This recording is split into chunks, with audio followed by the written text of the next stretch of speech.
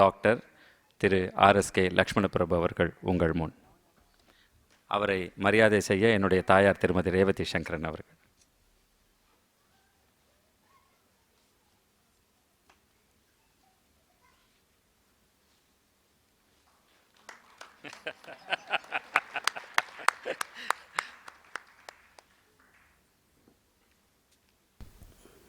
எல்லோருக்கும் வணக்கம். ரொம்ப பெரியவங்களாம் உட்காந்துருக்காங்க. ரொம்ப அதிகப்படியாக பேச முடியாது, பேச தெரியாது.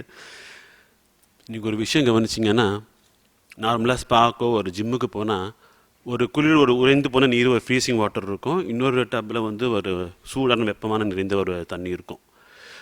அந்த உடம்பு ஸ்ட்ரெஸ் ஆகி மன அழுத்தம் உள்ளவங்களோ இல்லை ரொம்ப வேலை செஞ்சவங்களோ ரொம்ப ஸ்போர்ட்ஸில் இருக்கவங்களோ என்ன பண்ணுவாங்க, இதில் ஒரு 3 நிமிஷம் தண்ணியில் சுடு தண்ணியிலும் இன்னொரு 3 நிமிஷம் அந்த குளிர்பான தண்ணியிலையும் மாறி மாறி இருப்பாங்க. அப்போ என்ன ஆகும், இந்த மசில்ஸ் எல்லாம் அப்படியே டேரான மசில்ஸ் எல்லாம் கிளியர் ஆகி, அந்த மசில்ஸ் எல்லாம் ரிப்பேர் ஆகி, ஒரு செல்ஸ் ரீஜெனரேட் ஆகி அப்படியே ஒரு ஹாப்பி ஹார்மோன்ஸ் ஃபார்ம் ஆகும் அப்படியே. அது மாதிரி இன்றைக்கி ஒரு ஆடல், ஒரு பக்திமயம், ஒரு பக்தி மார்க்கம் மாறி மாறி மாறி வந்து நம்ம உள்ளத்தை எல்லாம் நெகிழ்ந்து போய் பரவசத்தில் ஆழ்த்தியது. இந்த மாதிரி கான்செப்ட் வெரி ரொம்ப குறைவான விஷயங்கள் இது. அப்படிப்பட்ட ஒரு விஷயம். இன்னொரு விஷயம் என்னென்னா, ஒரு எக்ஸாம் பாயிண்ட் ஆஃப் வியூவில் படித்தாலும் சரி, ஒரு நார்மலாக ஒரு விஷயத்தை 100 வாட்டி படித்தாலும் எல்லாருக்கும் பாஸ்வரம் தெரியும். 100 வாட்டி படித்தாலும் சொல்கிறவங்க சொல்லி கொடுத்தா அது இன்னும் மனசில் பதியும்.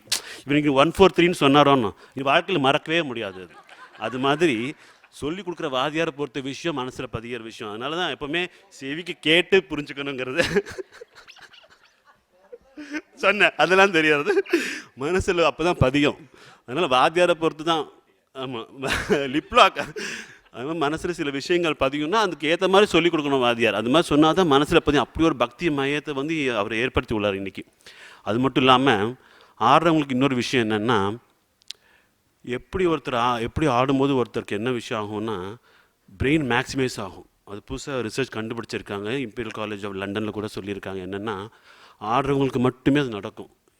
எப்போ வந்து பீக் பெர்ஃபார்மன்ஸில் ஆடுறாங்களோ அவங்களுக்கு வந்து பிரெயின் விரிவடையும், பிரெயின் மேக்ஸிமைஸ் ஆகும். அந்த டவுன் பிரெயின் செரிபிளம் வந்து சூப்பர் ஃப்ளூயிட்டி ஃபார்ம் ஆகும். எப்படி ஃபார்ம் ஆகும்னா, நம்ம உள்ளே நெகிழ்ந்து அதை உணர்ந்து அதை பக்திமயத்தோடோ அல்லது ஒரு விஷயத்தோடு கலந்து நம்ம தன்னை மறந்து நம்மளை மறந்து எப்படி சில விஷயங்கள் ஹரே ராமா ஹரே கிருஷ்ணா ஹரே ராமா ஹரே கிருஷ்ணான்னு எப்படி நம்ம உணர்ந்து அவன் முன்னாடி எல்லாத்தையும் தன்னை மறந்து எப்போ ஆடுறோமோ அப்போ அந்த பிரெயினில் சூப்பர் ஃப்ளூயிட்னு ஃபார்ம் ஆகும். அது ஃபார்ம் ஆகுச்சுன்னா உங்களுக்கு மன அழுத்தம் இருக்காது, ரத்த நாணங்களுக்கு இது இருக்காது, அந்த ஸ்ட்ரெஸ்ஸு போய் அப்படியே என்ஹான்ஸ் ஆகும் பாடியே. அதுக்குத்தான் எல்லோரும் ஆட சொல்கிறோம். ஆனால் இப்போலாம் புதுசாக ஜும்பா ஆரோபிக்ஸு வாரத்துக்கு 2 முறை ஆடுங்க.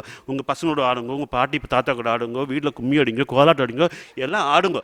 ஆடினா தான் அந்த கிரானிக் டிசீனஸ் கூட வராது.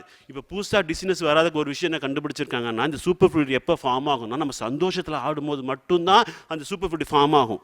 அதுக்கு என்ன சொல்கிறேன், இந்த பேஷண்ட்ஸு கூட வந்து ஒரு கேச்சிங் த பட்டர்ஃப்ளை மாதிரி இருந்தால் கூட கேவலமாக ஆடினா கூட ஆடணுன்றான்.